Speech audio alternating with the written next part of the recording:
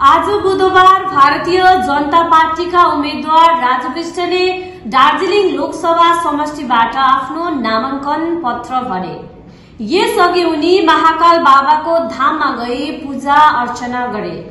त्यसपछि दार्जिलिङको चौरस्तामा उपस्थित विराट जनसमावेशलाई राजु विष्ट लगायत आगामी लोकसभा चुनावमा भाजपालाई समर्थन जनाउने क्षेत्रीय पार्टीहरू गोरा मोमो, गोजा मोमो, गोरा निमो, क्रामप्पा आदिका विशिष्ट नेताहरू अनि डाक्टर महेन्द्र पी लामाले सम्बोधन गरे।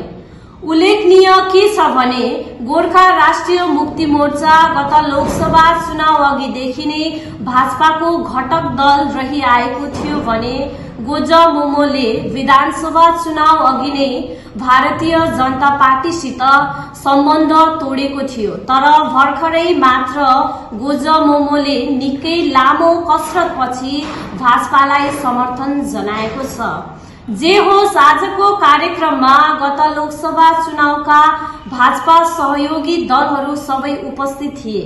त्यसमा घोटाला भएको स्वयं तपाईहरुले आरोप लाउनुहुन्छ, तर अहिलेसम्म कुनै छानबिनले त यो जाँच हुँदैन, किन हुँदैन? सीबीआई भनेको चाहिँ बीजेपी को टिम होइन नि त। सीबीआई को आफ्नो उनीहरुको प्रक्रिया छ है, उहाँहरुको आफ्नो एउटा काम गर्ने तरिका छ, त्यसै हिसाबले सीबीआई ले गर्छ। तर मैले आज पनि मञ्चबाट भने हो, आज सीबीआई धेरै जग्गा एंगेज छ होला, तर हेर्नुहोस् चुनावका बादमा म सीबीआई लिएर आउँछु, किनभने एकखेप खाँचो छ। के हुन्छ भने हेर्नुहोस्, म कसैलाई दोष दिएको होइन, एकखेप सीबीआई आएर अलिकति यहाँनिर उतो भयो भने, रेड भयो भने, इन्क्वायरी भयो भने मान्छे आफै डराउँछ, बुझ्नुभयो नि। चोर नेताहरू पनि आफै ठिक हुन्छन्। किनभने हेर्नुहोस्, म आरोप किन जानी बुझी लाउँदैछु भन्दा आज जनजनमा गएर तपाईहरु सोध्नुहोस् पब्लिकलाई, मतलब पब्लिक परेशान छ यो भ्रष्टाचारले गर्दा। बाटो खोज्नु, त्यहाँ गोबरले आँगन के अरे लिपे जस्तै त्यहाँनिर टालेको मात्रै छ। अघि भने नल पाइप छ, अब पानी छैन, के गरौँ?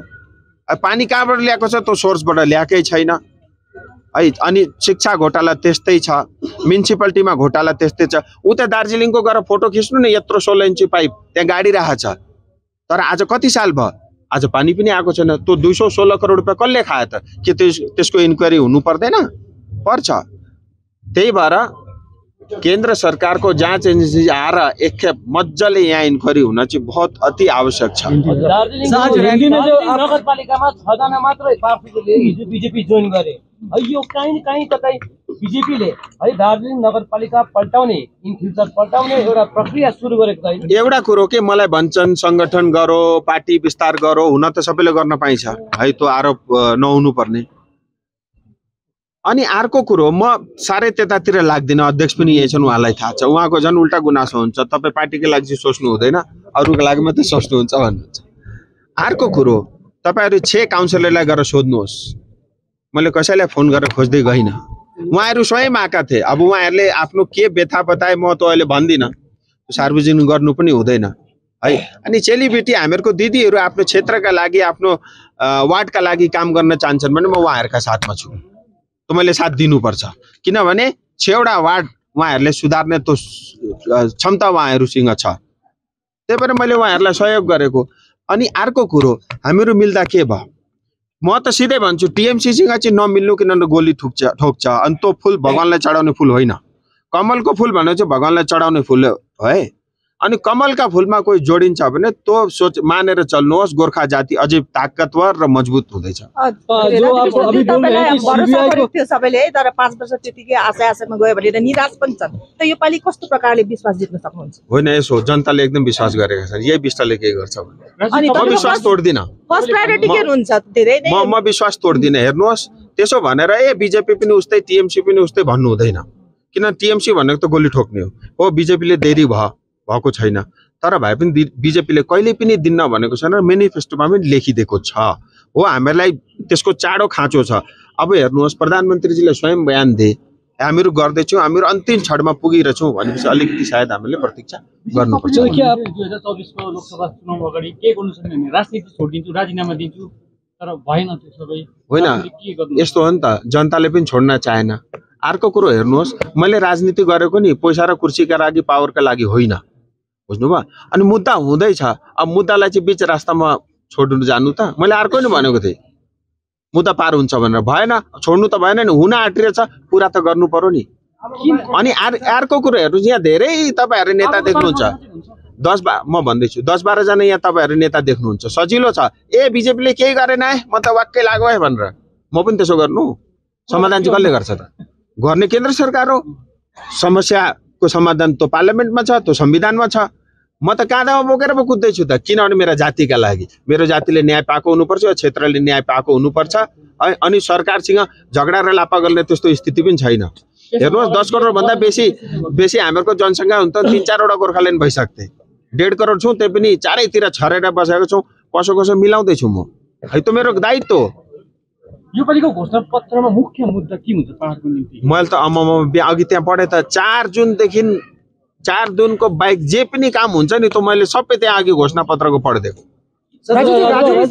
आपने जो बोला कि सीबीआई को लाएंगे बोल के ये आना ही पड़ेगा उसको क्योंकि सबसे ज्यादा भ्रष्टाचार यहाँ हुआ है भारत भर में जितने भ्रष्टाचार हो रहा है सीबीआई पहुंच रहा है ईडी पहुंच रहा है वो एक प्रोसेस होता है पहले सीबीआई जाता है फिर उसे मनी लॉन्ड्रिंग का केस आता है ना फिर ईडी आता है वो तो दोनों एक साथ ही एजेंसी चलती है लेकिन आना ही पड़ेगा क्योंकि यहाँ बहुत भ्रष्टाचार हुआ है और आप देखिए मुझे हैरानी तब होती है हर घर जल योजना में 25% 30% जो है मार्जिन के साथ कॉन्ट्रैक्टर काम कर रहे हैं लेकिन वो कॉन्ट्रैक्टर के जेब में पैसा नहीं जा रहा 18 से 20% नेता के जेब में जा रहा है अब जब कोई कॉन्ट्रैक्टर इतना जो है कमीशन देगा नेता को तो वो भी काम हल्का करेगा हो यही रहा है इसलिए बहुत सारे कॉन्ट्रैक्टर और आपको आप देखना 1 साल पहले मैंने एक बार बम्बार्डमेंट किया था इसके बारे में अब प्लास्टिक की जगह अब लोहे के पाइप तो लग रहे हैं लेकिन अब काफी इम्प्रूवमेंट हुआ है क्वालिटी में और सबने जो है काम को थोड़ा और अच्छा किया है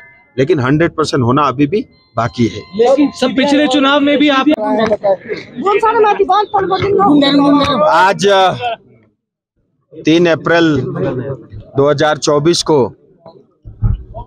दार्जिलिंग की जनता का प्यार उनका भरोसा और मोदी जी के विश्वास के कारण आज जो है मुझे पुनः इस क्षेत्र की जनता का सेवा करने का अवसर मिला और आज मुझे नॉमिनेशन करने का सौभाग्य दूसरी बार प्राप्त हुआ।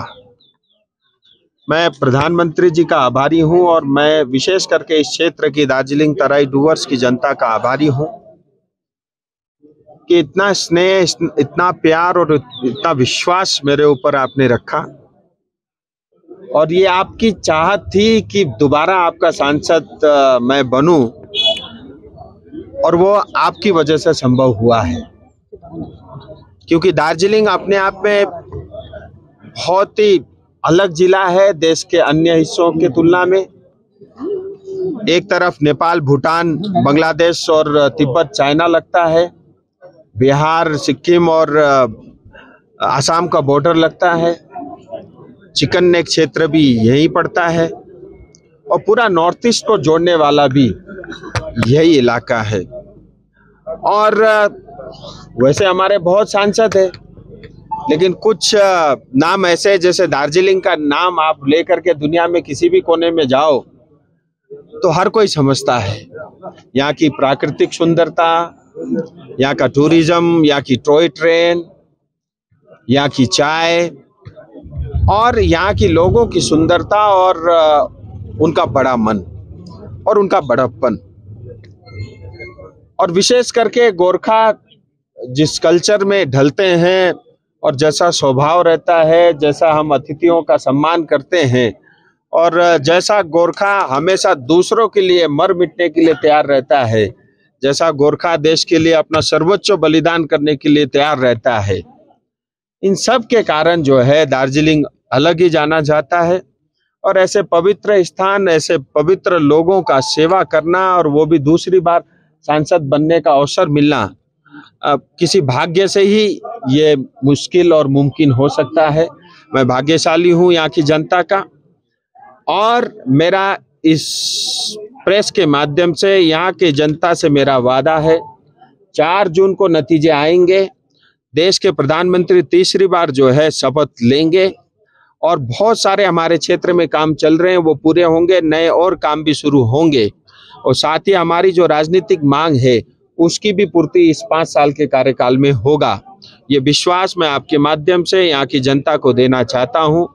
और क्योंकि 75 साल से ज़्यादा समय तक सिर्फ हमको ठगा गया, हमको लूटा गया है, और जैसा जितना धन और हमारी रिसोर्सेस यहाँ से पश्चिम बंगाल सरकार लिया और बदले में हमको 10% भी नहीं मिला, और कई बार हमारे ऊपर जो है गलत टिप्पणियां तक हुई है, और ये एक हमारे लिए जो है ये अवसर है, हम तीसरी बार प्रधानमंत्री जी को शपथ लेते हुए देखना चाहते हैं। उसमें दार्जिलिंग का बड़ा योगदान होगा, बड़े मतों से होगा, और हम पूरा विश्वास है मोदी जी के लीडरशिप के ऊपर में। हमारी जो आकांक्षाएं, हमारी जो अपेक्षाएं, हमारी जो सपने हैं, हमारी जो आने वाली पीढ़ी के लिए जो सपने हमने बुने हैं वो जरूर पूरे होंगे। ये अलग राज्य गठबंधन का डिमांड आज फिर से चौरस्ता के ये एबीपी न्यूज वाला जो है ना, वो जितनी बात भी तुम गोरखालैंड का प्रश्न पूछो मैं अच्छे से जवाब दूंगा, क्योंकि मैं उन नेता में से नहीं हूं कि आपको हेडलाइन दे दूं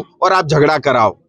और ये झगड़ा कराने में हमारा मीडिया का बड़ा रोल रहता है। मैं आपको स्पष्ट बता रहा हूं, हमने ये संकल्प किया है दार्जिलिंग तराई डूवर्स की जनता की आकांक्षाओं की पूर्ति करेंगे, और भारत के संविधान के अनुसार जो है उस चीज का समाधान करेंगे। और भारत के संविधान पढ़ लेना, उसमें सब कुछ लिखा है। सर, इन्हीं के सवाल पे रहेगा। आज मंच पे जय गोरखा जय गोरखालैंड के नारे लगे हैं, बलगुरुंग ने आपका हाथ पकड़कर जय गोरखालैंड बोला है, तो क्या इस बार आप गोरखालैंड का मुद्दा उठाएंगे? मैंने भी जय गोरखा कहा, मैंने गोरखालैंड शब्द का प्रयोग पार्लियामेंट में भी किया। इसमें कोई पाप है क्या, कोई गुनाह है क्या? आप क्या कहना चाहते हैं? इस बार मैनिफेस्टो में गोरखालैंड होगा? मैं ये बता रहा हूँ, हमारी जो मांगे हैं उसको फुलफिल करने के लिए प्रधानमंत्री जी स्वयं आज से 15 दिन पहले बयान देके गए हैं। और हमारा जो संकल्प पत्र में क्या होगा नहीं होगा, संकल्प पत्र छपने दीजिए, उसके बाद मैं संकल्प पत्र पढ़ूंगा। बाहर का समस्या समाधान होने वाला है, तो प्रधानमंत्री जी ने बोला है, कौन सा समस्या का समाधान के लिए? बाहर में देखो दो तरह की समस्याएं, एक तो पॉलिटिकल है, मैंने बता दिया, अभी बहुत लंबा व्याख्यान किया। दूसरी बड़ी समस्या है भ्रष्टाचार, दूसरी बड़ी समस्या है नल में पानी नहीं आता, तीसरी बड़ी समस्या है ट्रैफिक का बड़ा इशू है, चौथी बड़ी समस्या है टूरिस्ट तो आता है लेकिन गाड़ी खड़े करने के लिए पार्किंग की जगह नहीं है, चौथी बड़ी समस्या है यहाँ पे अच्छे कॉलेज और यूनिवर्सिटी नहीं है, पांचवी सबसे बड़ी जो है समस्या है यहाँ अस्पताल नहीं है, बच्चों को जो है ब्लड के सैंपल देने के लिए सिलीगुड़ी तक जाना पड़ता है। ऐसे अनगिनत। सातवीं बड़ी समस्या है यहाँ पे चाय बागान में 200 वर्ष से 100 वर्ष से ज्यादा समय तक लोग श्रमिक वहां पे काम करते हैं। भारत में कहीं भी उनको अपना जमीन का अधिकार मिला है, यहाँ की जनता को नहीं मिला है। यहाँ मिनिमम वेज जो है आज भी दिन भर 8 घंटे काम करो, उसके बाद जो है 250 रुपए मिलता है, लेकिन पश्चिम बंगाल के अन्य हिस्सों में 350 रुपए से ज्यादा मिलता है। तो ऐसी तमाम समस्याएं हैं जिसका समाधान होना है। हमारे युवा रोजगार है, उनको रोजगार देना है। ये संभव हो सकता है, सरकार की नीयत सही हो तो इतना पैसा और इतना धन है। आज भारत सरकार पंचायत के माध्यम से अनेकों स्कीमों के माध्यम से इतना पैसा देती है, लेकिन वो भ्रष्टाचार के जो है सिर चढ़ जाता है। नेता मोटा हो रहा है, जनता जो है दिन ब दिन वो ठगा जा रहा है। शख्स ऐसा है, वो एक देश के ऐसे प्रधानमंत्री है, असंभव काम जो है वो संभव करके दिखाएं। हाल ही में भी कहा 370 हो गया, राम मंदिर बन गया, आपका समाधान भी काफी निकट है। राजू जी, 24 में राजू बिस्ता के ऊपर जनता किन किन विषयों पर लेकर भरोसा कर सकती है? यार मैं तो पूरा तो पढ़ दिया मेरे भाई, कितना बार बोलो, अभी खाना भी नहीं खाया। 2024 में मिलेगा। देखिए मैं आपको बता रहा हूँ, एक तो हमारे 2 पॉलिटिकल इशू है, ठीक है। हमको जनजाति का दर्जा चाहिए, हमको भारत के संविधान के अंतर्गत हमको सुरक्षा कवच चाहिए।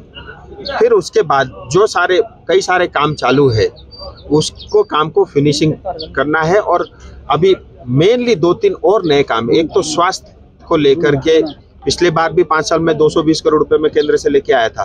स्वास्थ्य मेरे लिए प्राथमिकता रहेगी, टूरिज्म प्राथमिकता रहेगी, शिक्षा प्राथमिकता रहेगी, हमारे युवाओं को रोजगार मिले वो प्राथमिकता रहेगी। और इस 5 साल में पॉलिटिकल 2 इश्यू के अलावा चाय बागान और सिंकोना बागान को जमीन जो है वहाँ के श्रमिकों को उनका जमीन मिले। और ये प्रावधान मैं कर चुका हूँ, मिनिमम वेज से लेकर के जमीन से लेकर के सोशल सिक्योरिटी से लेकर के सब कुछ उस कानून में आ चुका है। क्योंकि आज सबसे बड़ी मुसीबत है प्लांटेशन लेबर एक्ट 1953 के कारण ना तो आप ये सही अस्पताल बना सकते हो, ना आप सड़क बना सकते हो, ना आप और कोई विकास कार्य बगैर मालिक के पूछे कर सकते हो। जब प्लांटेशन लेबर एक्ट ही नहीं रहेगा तो बाकी जैसा बंगाल, बाकी जैसा भारत वैसे दार्जिलिंग भी रहेगा। सर 2024 में इस जो ये है इलेक्शन है गोरखालैंड मिलेगा ये नहीं? 2024 में तो चुनाव है और 2024 से लेकर के 2029 है। आप निश्चिंत रहिए, हमको जरूर मिलेगा, लेकिन आपको ब्रेकिंग न्यूज कुछ नहीं मिलेगा। कितना भी प्रयास करो। आपको क्या मिलेगा गोरखालैंड? अब मैं बता रहा हूँ ना, मुझे तो जो चाहिए मिलेगा, लेकिन आपको जो चाहिए वो मैं नहीं दूंगा। पीपीएस का मीनिंग क्या गोरखालैंड है? आपको आप भी समझते हो, फिर भी आप सोच रहे हो मैं कुछ बोलूंगा। मैं बहुत सुलझा हुआ व्यक्ति हूँ भैया, ट्राई मत करो, फेल हो जाओगे। बहुत बहुत धन्यवाद, थैंक यू वेरी मच। जाता है ऐसा आरोप है। कौन कहता है? हमने तो नहीं कहा कि पिंजरा का तोता है, ये तो कांग्रेस के समय में सुप्रीम कोर्ट ने कहा था। और देखिए एक बात है, जो ये कहता है मतलब सीबीआई, ईडी और इनकम टैक्स बीजेपी का क्या है? पॉलिटिकल टूल है। तो भाई जिसके घर में सीबीआई जा रहा है, जिसके घर में ईडी जा रहा है, जिसके घर में इनकम टैक्स जा रहा है, पहली बात तो वो कोर्ट जा सकता है। मैं प्रेस में क्यों बयान दे रहा हूँ? कोर्ट जाओ। दूसरी बात, जहां भी पहुंच रहा है 50 करोड़ रुपए कैश में मिल रहा है। अब बताओ ये क्या है? तो मैं दोनों जगह तो मैं सही नहीं हो सकता ना। अगर मेरे यहाँ घर पे रेड हुई है, मैं कोर्ट जा सकता हूँ। और ऊपर से जो है 50-50 करोड़ रुपए कैश मिल रहा है। इसीलिए अब ममता दीदी के 6 जो है मंत्री जेल के अंदर है। क्यों? 50 करोड़ रुपए कैश निकला है। इतने सारे जो है, और सबने दूसरे नामों पे इतने सारे जमीन और बिल्डिंग खरीद रखी है। मुझे आता सब है, मुझे सब करना आता है। और हमारे यहाँ पे क्या चल रहा है मुझे A to Z पता है। मैं एक नेता का जो है लेखा जोखा साथ लेके घूमता हूँ, लेकिन मैं प्रेस को नहीं बताता क्योंकि मैं जिम्मेदार व्यक्ति हूँ। और मैं फिर बता रहा हूँ, अभी भी समय सुधर जाओ। मुझे किसी से कोई बैर नहीं है, लेकिन ज्यादा अति न तो जनता सहेगी, और जनता के प्रतिनिधि होते हुए न मैं सह सकता। कोई मेरा कर्तव्य नहीं तो मेरे ऊपर पाप लगेगा। जनता के प्रतिनिधि होते हुए पिछले चुनाव में भी आपने कहा था कि समाधान बेहद नजदीक है, इस बार भी वही है। तो इस बार का कार्यकाल कैसे अलग होने वाला है? मैं तो दे ही दिया आपको, आधे घंटे से तो यही बयान दे रहा हूँ।